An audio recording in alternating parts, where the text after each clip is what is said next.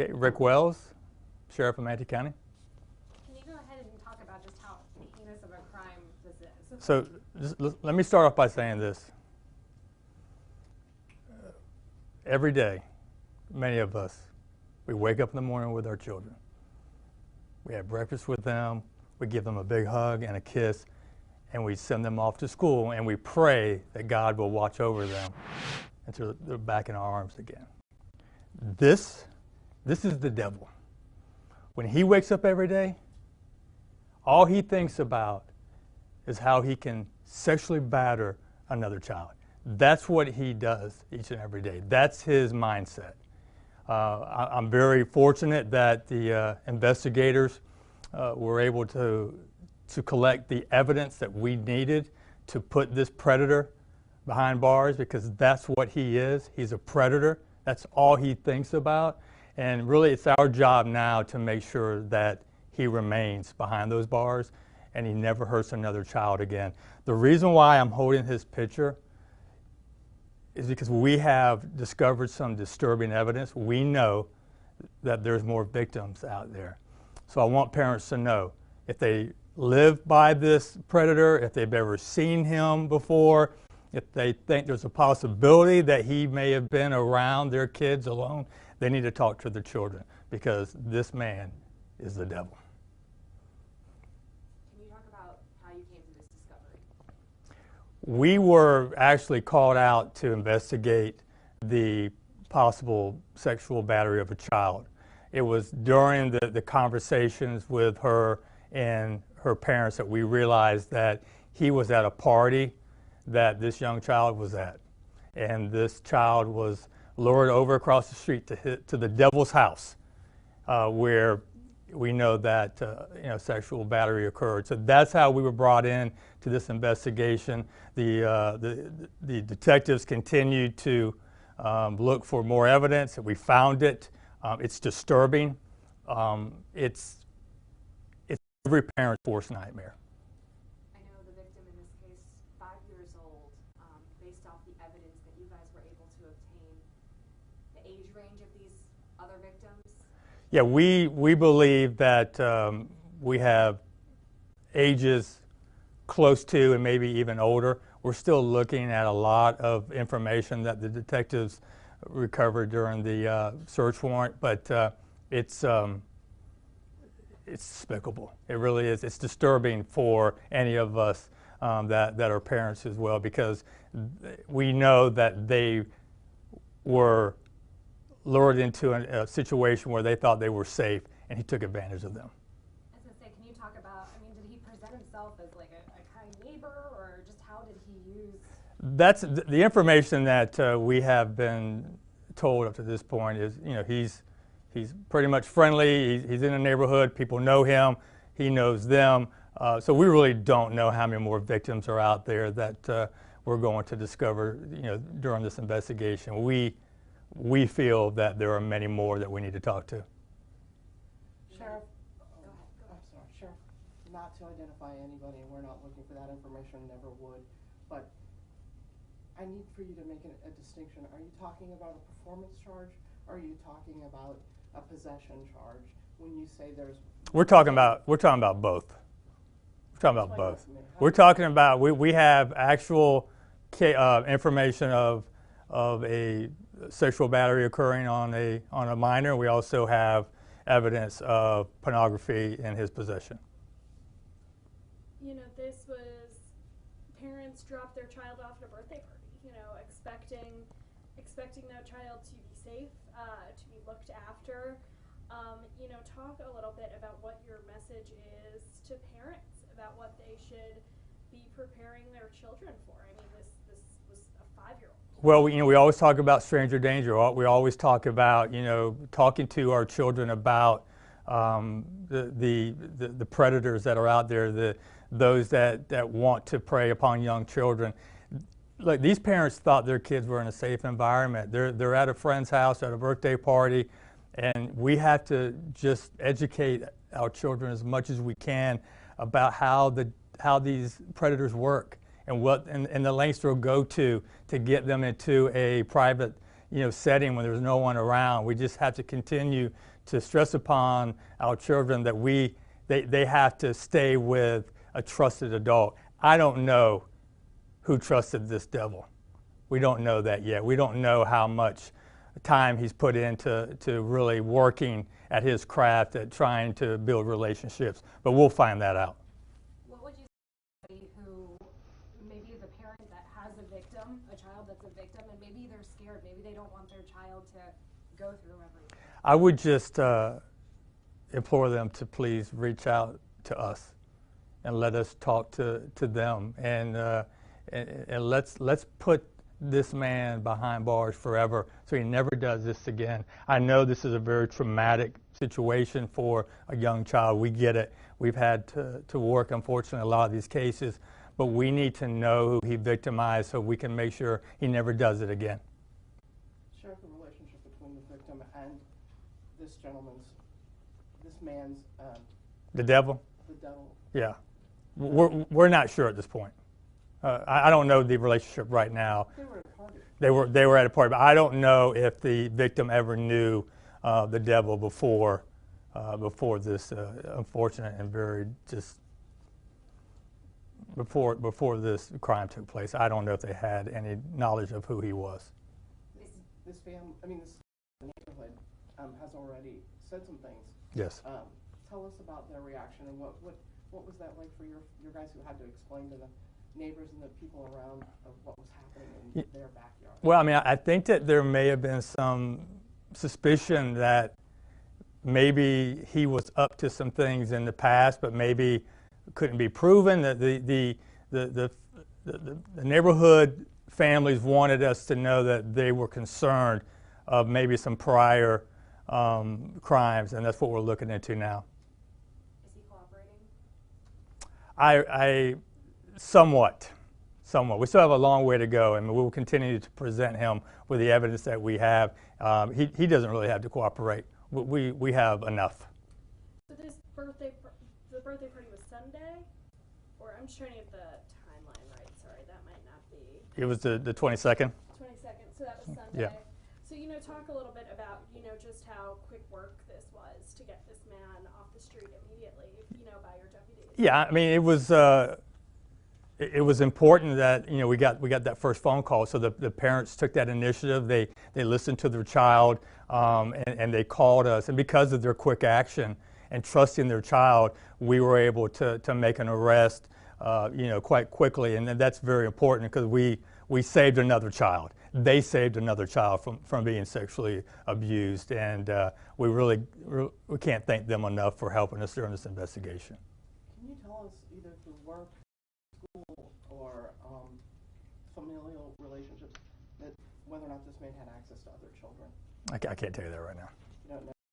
I don't. Well, no. This is early on. There's still a lot going on with the detectives, so I can't tell you any of his covers that he used or any involvement he had in access to other children. All right. Thank you all very much. Sheriff Rick Wells, the Manatee County Sheriff's Office, speaking about the arrest of 44-year-old Christopher Thompson of Palmetto, Florida. That, for folks joining us outside the viewing area, that's kind of on the south end of Tampa Bay, south of Tampa, but north of Sarasota. JB here with you live, folks, on WFLA Now. An extremely concerning, extremely disturbing story here about a birthday party where allegedly a girl was lured away from that birthday party and sexually battered. I'm going to go through the details of this release and of the arrest, the details that we have directly from the Manatee County Sheriff's Office. This is a disturbing story, but it also serves as a warning out there and a reminder that, as I think the words of Sheriff Wells here, we'll use his words. He says, "This is the devil," and that this girl was at the devil's house, according to Sheriff Rick Wells, and it serves as a reminder for our audience that that there is evil that exists in the world, and evil capable of doing some despicable, sinister things. Let's start by reading through the release that we have here, and want to let you know as well that the very latest on this story It's on WFLA.com, the WFLA app. So if you don't want to hear it from me, if you'd like to read it for yourself, read the article, click on the link in the description of this video. It'll take you over to WFLA.com, the WFLA app. But let's go through this. And it comes from the Manatee County Sheriff's Office. That, again, Manatee County, south end of Tampa Bay. And the charges filed are capital sexual battery, exposing minors to harmful images, production and possession of child pornography without incident. And this happening on Watermill Street in Palmetto, Florida. And the arrest of 44-year-old Christopher Thompson. And we're going to get into the details here. On April 24th, again, this is directly from the release, so this is, again, all attributed to the Manatee County Sheriff's Office. On April 24th, 2022, deputies were notified by the parents of a 5-year-old girl that their daughter had been sexually battered while attending a friend's birthday party earlier in the day. Deputies met with the victim and her parents and quickly learned that 44-year-old Christopher Thompson, who was attending a neighborhood party, lured the victim across the street to his house and committed sexual battery. Deputies also learned that Thompson told the victim not to say anything, then went back to the party. Further investigation revealed that the victim was forced to watch sexual material involving children and an adult male. While executing a search warrant, detectives were approached by neighboring residents voicing their concern for their own children. Upon viewing images located within Christopher's residence, it is suspected that Christopher has committed lewd and lascivious acts on multiple young females. A significant amount of electronics were removed from the residence. Acts of production of child pornography and possession of child pornography were discovered on some of these electronics. Christopher Thompson, located at his place of employment and arrested and charged with capital sexual battery, exposing minors to harmful images, production and possession of child pornography. This case remains under investigation and additional charges are expected. Detectives believe there are more victims and encourage anyone with information about similar incidents involving Christopher Thompson to contact the Manatee County Sheriff's Office at 941-747-3011.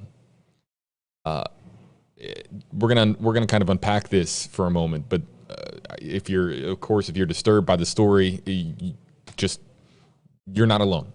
This is obviously an extremely concerning and disturbing story out of Manatee County. And again, the words of Sheriff Rick Wells, I think he said it 5 or 6 times, referring to the man on the right side of your screen, Christopher Thompson, as the devil. That was the word that he chose to use as a label for, again, the charges are serious, and we have to remind our audience, innocent until proven guilty, and Christopher Thompson is innocent until proven guilty, but in the words of Sheriff Rick Wells, they have an overwhelming amount of evidence to the point where cooperation, in his words, isn't even fully necessary. That upon executing the search warrant, it seems that they have enough evidence, and they have enough from speaking to this 5-year-old girl and her parents, that they have enough with this case to prove that he is guilty. All right, so going through this now, and we'll kind of go through this as and kind of touch on some of the details that that might have stuck out to you. He was at the party. He was at a neighborhood party. And I'm going to read this again. Deputies met with the victims attending a neighborhood party, lured the victim across the street to his house and committed sexual battery. Deputies also learned that Thompson told the victim not to say anything, then went back to the party. So there is this friend's birthday party that is occurring where the girl is lured from that party by Christopher Thompson, allegedly, taken over to his house across the street, forces her to watch sexual material, pornography, involving kids, so child porn, involving kids and an adult male, and then told her not to say anything, and then they went back to the party. Extremely disturbing allegations here, and again, I think that's why we have Sheriff Rick Wells using the term that he did and referring to this individual as the devil. We also have here as well the charge of production and possession of child pornography. So this would now production and possession of child pornography. Was he producing child porn in this house, or was he directly responsible for the production of child pornography? This is extremely disturbing. We don't have details here, and because this is a release to the media, we don't have details here. They're obviously extremely sensitive details, but we have the 5-year-old being sexually battered.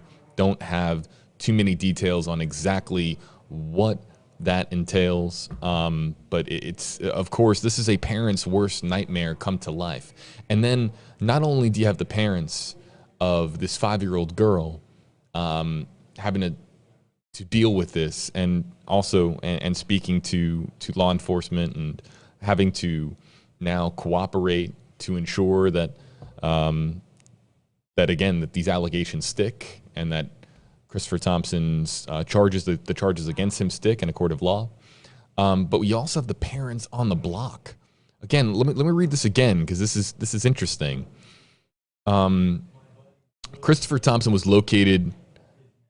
Oh, no, I'm sorry. Here it is. Further investigation revealed that the victim was forced to watch sexual material involving children and an adult male. And while executing a search warrant, detectives were approached by neighboring residents voicing their concern for their own children.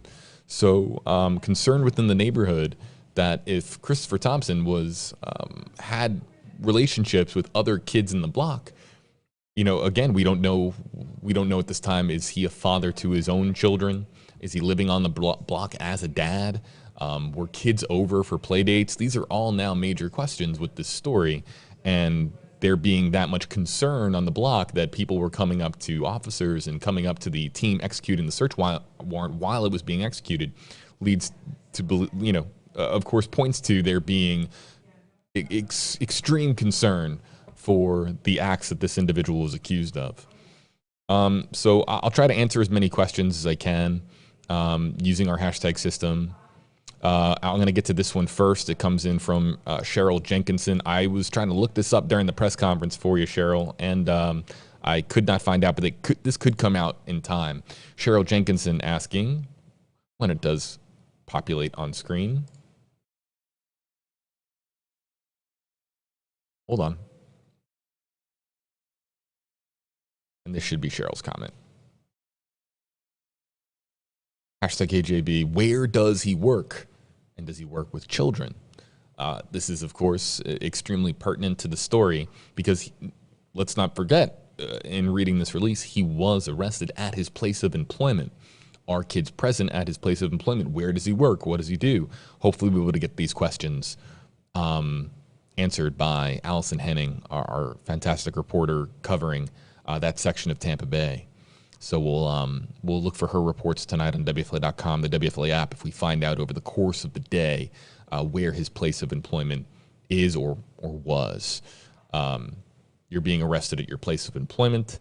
It's very possible that you then get terminated from your place of employment.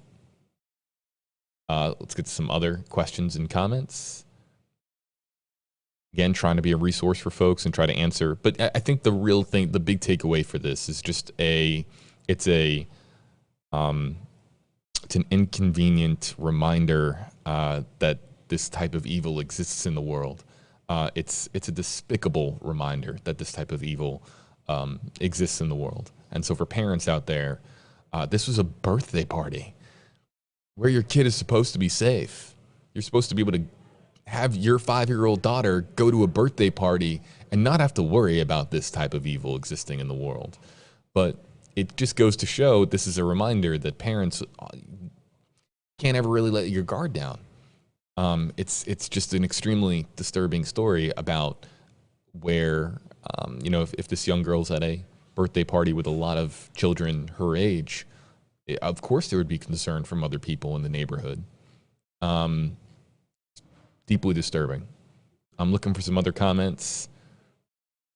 With our hashtag system, I'm not seeing hashtag AJB to have your question answered. I'm not seeing too many others, but clearly an extremely just despicable release from the Manatee County Sheriff's Office describing an extremely despicable act that is alleged to have taken place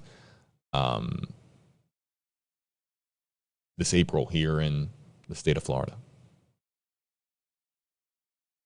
I'm reading just some of the YouTube comments. Hello to our YouTube audience. Yeah, it's a terrible story, but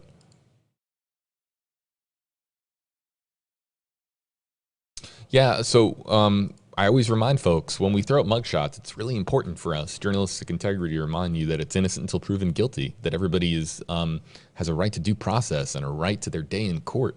If they're going to, of course, if they're going to fight the charges and fight for their innocence and to clear their name. Adrienne here saying #KJB, it's only innocent until proven guilty in a court of law.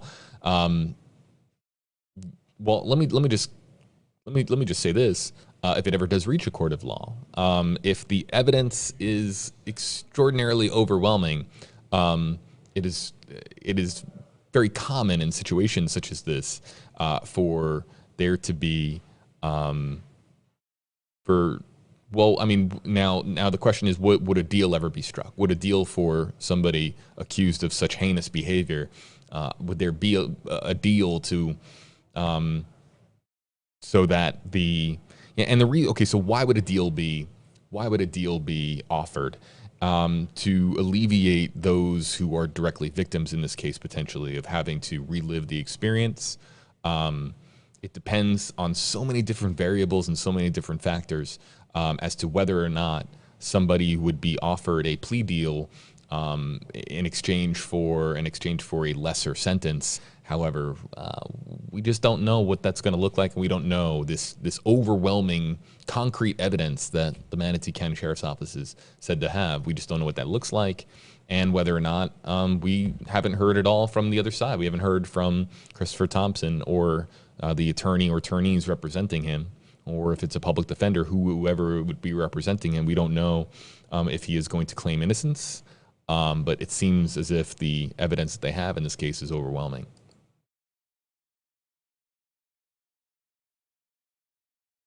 A lot of comments about Grady. I see some Grady Judd comments.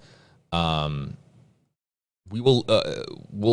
bring this comment on screen. We're going to look into this. Brandy Holland, #HJB, does he have prior criminal history? We will look into this.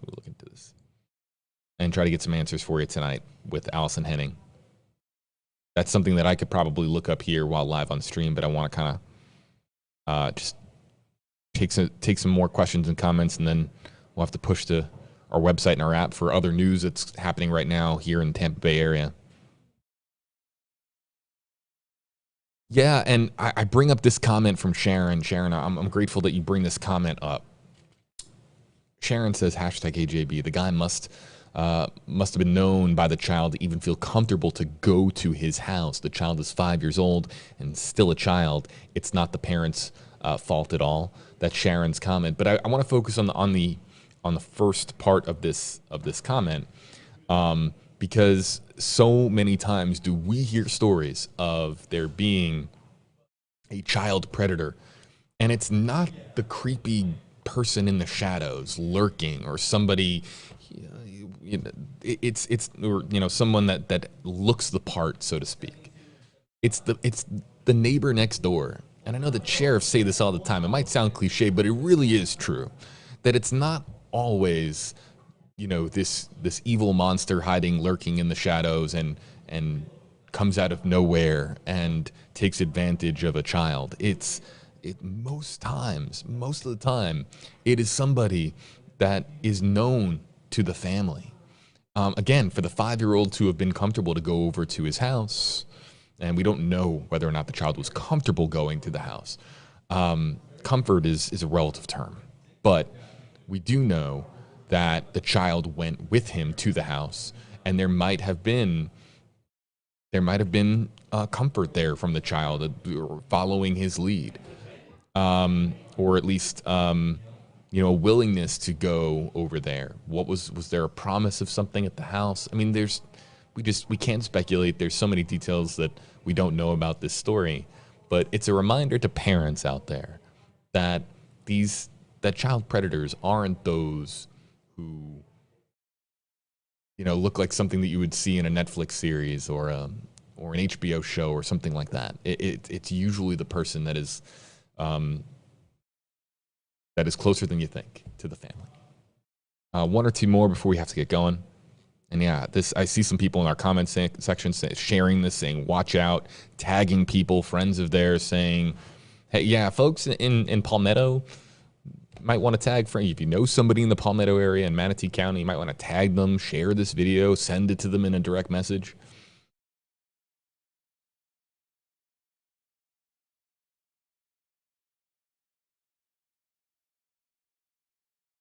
Samara, it's a nice name.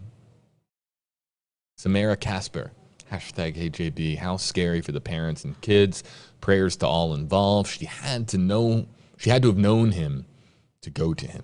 I think that's what I'm seeing from a lot of folks in our comment section. And yeah, you would imagine that if the child's going to go over there, that there was some at least initial level of comfort to be able to leave the birthday party. Getting a kid to leave a birthday party is no easy task. Getting them to leave, go across the street or go to a neighbor's house and be with a guy in a house away from a birthday party. What was the incentive for the child to leave the fun birthday party? We would imagine that it was fun. But for a kid, every birthday party, for the most part, is fun. Leave the birthday party and go over with a middle-aged man to his house for what? It's scary to think about the tactics that might have been used to enable this situation to happen. It's scary to think about. Let's maybe go to YouTube really quickly before April Diaz in our YouTube comment section. You can probably check about his history. Yeah, we're going to, here's the thing about WFLA Now. It's very much in the now. We're very much in this story as it was just released. So now the process begins of us looking into this suspect's history, his status as to whether or not he is a registered sex offender of any kind. If he is a registered sex offender, then the proximity of him being nearby children, all these questions now come into play. But this isn't a story that is days old, and we're bringing it to you because this has all happened in the last 90 minutes. So this is very new, and we're going to be answering as many questions as we can in relation to the story. Again, one of our very talented reporters, journalists here at WFLA, Allison Henning, who many of you might recognize from covering the Gabby Petito and Brian Laundrie story. She's on this story today, and she'll be following up with updates.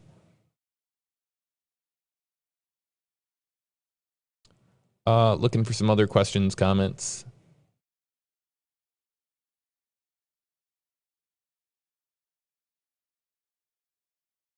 Not seeing any others that I can answer. April Diaz also asked how old he was. He's 44 years old. Folks, that's going to do it for us on this stream on WFLA Now. We appreciate you joining us. Alarming story, but one of the reasons why we're here live with you on social media is to let you know that it happened, and then also let you know that, again, there are acts of evil that do exist in the world, and not even birthday parties are off limits when it comes to acts of pure evil. So parents out there, aunts, uncles, parents, guardians, grandparents, parenting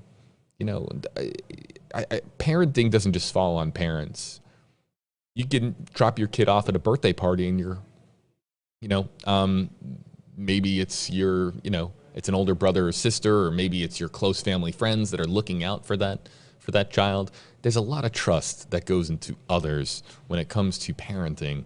And this is just a friendly reminder for all when it comes to young children, how vulnerable they are and how evil doesn't sleep, and how much we all have to remain vigilant when it comes to looking out for those who are the most vulnerable in this world. And I'm talking about kids.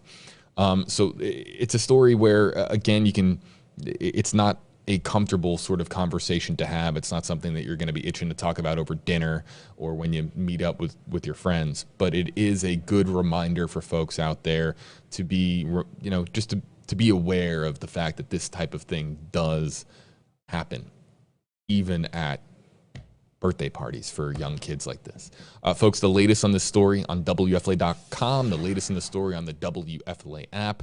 We have the details. If you're just joining us in this last minute or so on this live stream and you want to hear more about how this happened, you can click on the link in the description of this video. It'll take you over to WFLA.com, the WFLA app, where we have the latest from the Manatee County Sheriff's Office, them calling 44-year-old Christopher Thompson the devil and luring a 5-year-old girl to the devil's house, is the quote from Manatee County Sheriff Rick Wells. The latest on this story, and the story that will be updated with additional information as we learn more about it from Allison Henning. It's all there for you on WFLA.com and the WFLA app. Thanks so much for joining us.